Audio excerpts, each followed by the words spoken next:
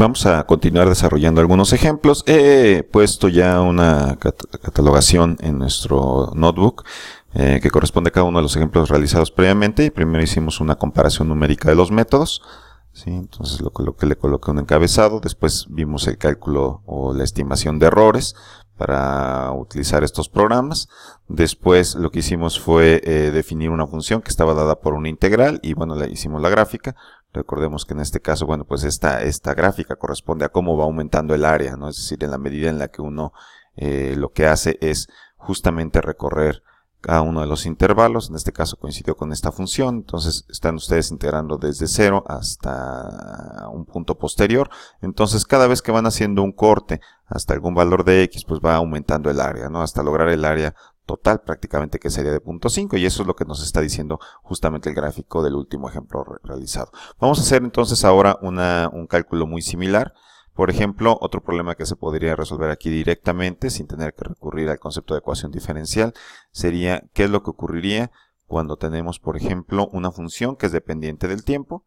¿Sí? No me voy a preocupar mucho por el contexto físico en este momento. Imagínense que tienen ustedes una función que les da la fuerza, pero esa fuerza es dependiente del tiempo. ¿Sí? Y puede tener, vamos, una forma pues relativamente pues complicada, ¿no? Entonces vamos a escribir aquí, por ejemplo, algo que podría llegar a ocurrir en algún momento determinado. Vamos a suponer que la fuerza pues tiene una determinada amplitud, que hay una componente que podría ser, digamos, en primer grado pues de tipo senoidal, pero que tenemos algunos otros términos que son quizá más complicados de integrar, ¿no? Por ejemplo, vamos a agregar aquí un término seno de t menos coseno de t. No me voy a preocupar mucho por el significado en ese momento físico que tiene esta fuerza, simplemente vamos a tomarla como válida, ¿sí? Por alguna razón tenemos esa expresión del valor de la fuerza, ¿sí? Lo voy a colocar así, y lo que queremos es ver ahora esta fuerza qué tipo de movimiento genera, ¿no? Cómo es su desplazamiento o cómo es, por ejemplo, su velocidad al menos, ¿no? Entonces eso lo podemos hacer justamente con un ejercicio muy similar al que veíamos con anterioridad. Puedo hacer la gráfica de esto, entonces voy a hacer el plot también de la fuerza dependiendo del tiempo. Voy a tomar un intervalo de tiempo pues no muy grande, vamos a hacerlo de 0 a 1, después probablemente lo extenderemos, vamos a ver cómo se comporta esta gráfica. Entonces aquí tenemos una sección de la gráfica.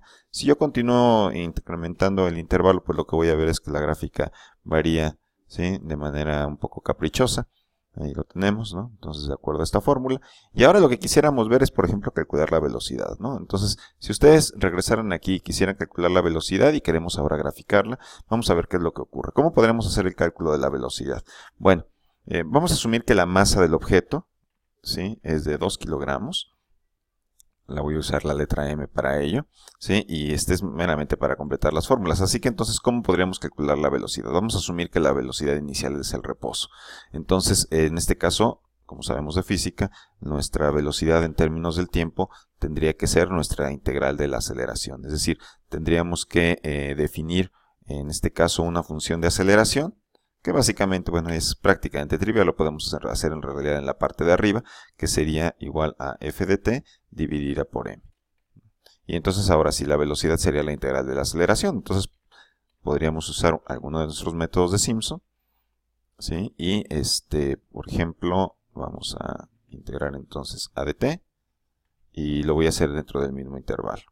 ¿De acuerdo? Entonces t, pero yo quiero dejar aquí el límite superior pues abierto, ¿no? Perdón, aquí no puedo colocar esto, voy a hacer la integración desde 0, entendemos que al tiempo 0 está en el reposo, e integraremos hasta un tiempo máximo, que en este caso sería en realidad t. Perdón, aquí no puedo poner a de t, recordemos que en nuestros métodos y nuestros programas solamente damos el nombre de la función. Entonces vean cómo esto pues me permite hacerlo. Voy a utilizar 100 intervalos de integración y después de ello colocaríamos con cuántos dígitos quiero hacer las operaciones. Vamos a hacerlo a 16 dígitos y vamos a usar el método de Simpson 3, que es el más preciso que tenemos ahora. Recordemos que en este caso tenemos que poner aquí la asignación diferida, porque no podemos hacer el cálculo hasta no tener el valor correspondiente a t. La función a se va a definir pues en este punto. Muy bien, pues vamos a hacerlo. ¿Sí? Con eso ya tengo prácticamente definida mi función, y ahora lo que veíamos en el ejercicio previo es que podemos graficarla, ¿no? Voy a graficarla, pues de hecho, de manera muy similar a como lo hice aquí. La única diferencia es que no tenemos una fórmula propiamente para la velocidad. Lo que tenemos es un comando numérico que nos permite pues calcularlo, ¿no? Vamos a hacerlo aquí y entonces obtendremos, por ejemplo, esta gráfica, ¿no? Entonces esta gráfica me dice qué es lo que está pasando con la velocidad. Conforme la fuerza pues cambia, por ejemplo, ¿no? Vemos que la fuerza siempre es positiva, a veces es más intensa, a veces es menos intensa, hay momentos en que prácticamente la fuerza se extingue. Entonces, si comparativamente vemos la gráfica, lo que ocurre es que, bueno, empezamos desde el reposo, ¿sí? Y conforme la fuerza es positiva, pues entonces empieza a aumentar. Poco a poco la fuerza se extingue momentáneamente, de manera que entonces el incremento de la velocidad se frena. Después aumentamos drásticamente el valor de la fuerza, ¿sí? Y entonces ahora vemos que la velocidad crece rápidamente, nuevamente se extingue en este punto y prácticamente deja de crecer, para de nuevo volver a aumentar ligeramente, no tanto como lo hizo antes, y así, estas oscilaciones entonces me van dando justamente la relación que hay entre la velocidad y la fuerza correspondiente, ¿no? Ustedes podrían a su vez, ¿sí? Aunque ese método quizás sea un poco lento, podrían ustedes volver a hacer la integración de esta cantidad y definir una función, por ejemplo, de posición que fuera la integral de BDT. El método va a funcionar, va a ser muy lento, pero lo va a poder hacer porque a final de cuentas todo este cálculo es hecho numéricamente. Para hacer cada una de las aproximaciones numéricas de una integral se requieren de funciones que se pueden, de procedimientos que pueden regresar a un valor numérico. No lo voy a hacer aquí por el tiempo que nos llevaría, no es la manera más eficiente. Cuando veamos ecuaciones diferenciales veremos técnicas mucho más precisas para poder hacerlo. Muy bien, bueno, pues vamos a dejar este ejemplo, y un ejemplo que quiero desarrollar adicionalmente en esta cápsula es, por ejemplo, algo que ustedes conocen. En su curso de probabilidad seguramente estuvieron trabajando con las tablas de distribución normal estándar o las distribuciones G cuadrada, la distribución de Student, etcétera, y lo que utilizaban normalmente eran algunas tablas, ¿no? Esto está relacionado con una función que ya utilizamos, que fue la función de distribución normal, por eso quiero retomar este ejemplo. Tienen que tenerla en memoria, por favor, asegúrense de haber ejecutado esta función.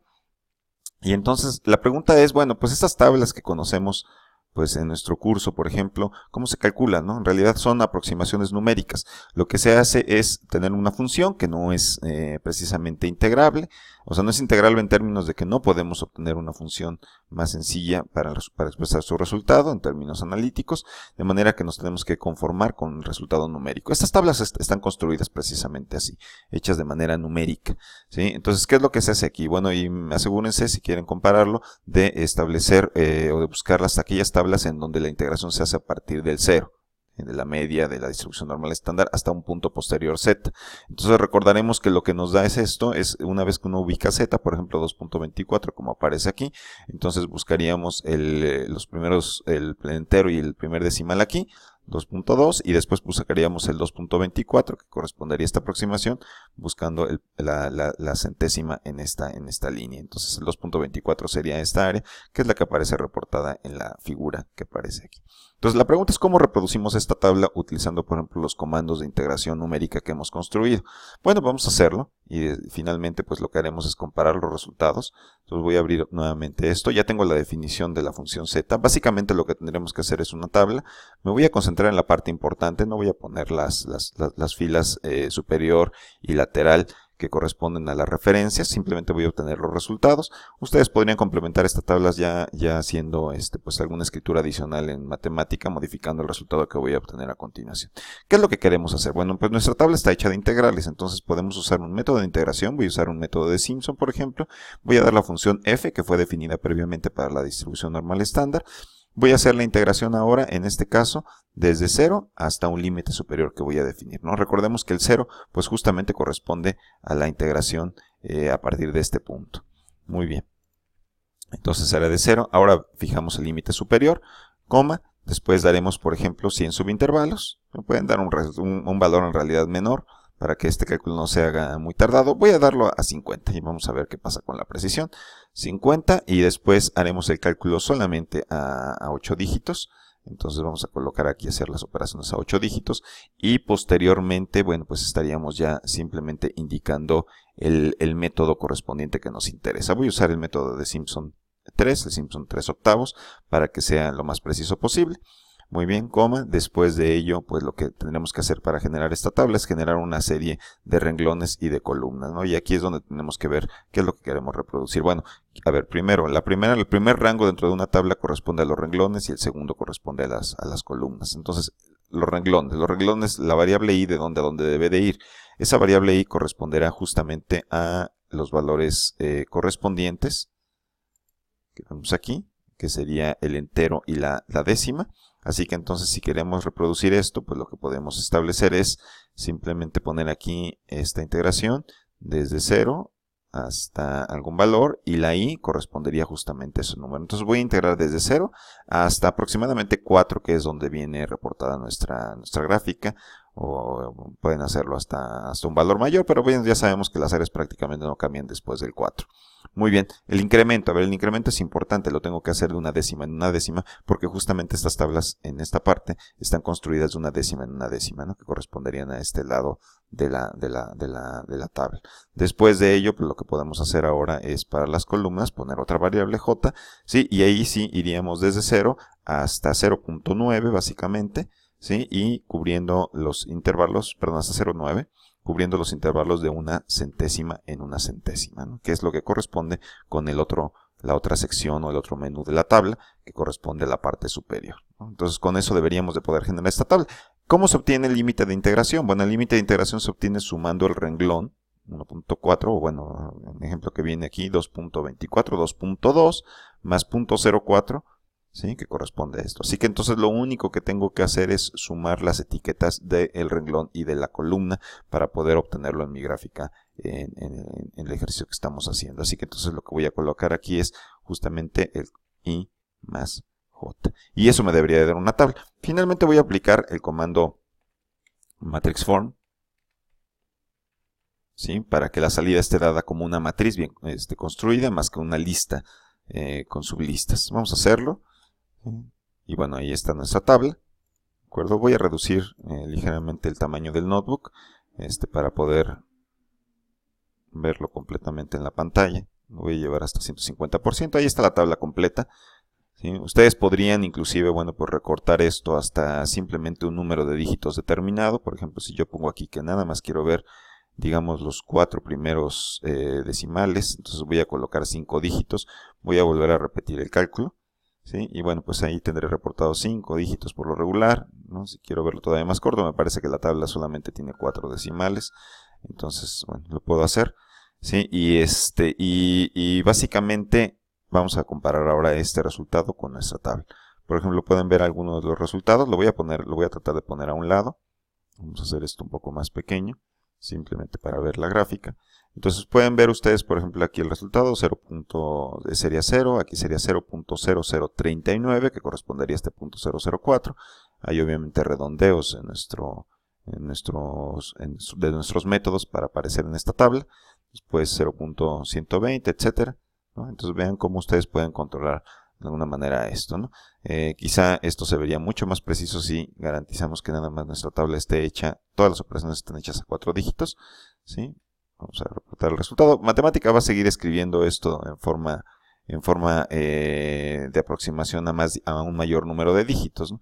Pero bueno, básicamente lo que estaríamos logrando en esta situación o bajo esta situación es poder reproducir esta tabla de distribución normal estándar. Ustedes pueden ver que los resultados son bastante precisos, ¿sí?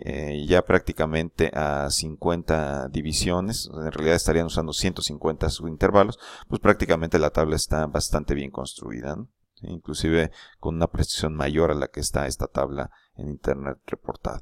Así que bueno, esto sería un pequeño ejemplo también de aplicación para que puedan ver cómo algunas de las cosas que hemos utilizado en otros cursos de matemáticas o que se utilizan en ingeniería pueden ser básicamente calculados a través del cálculo de integración numérica, ¿sí? Y bueno, pues por esta cápsula sería todo. Gracias.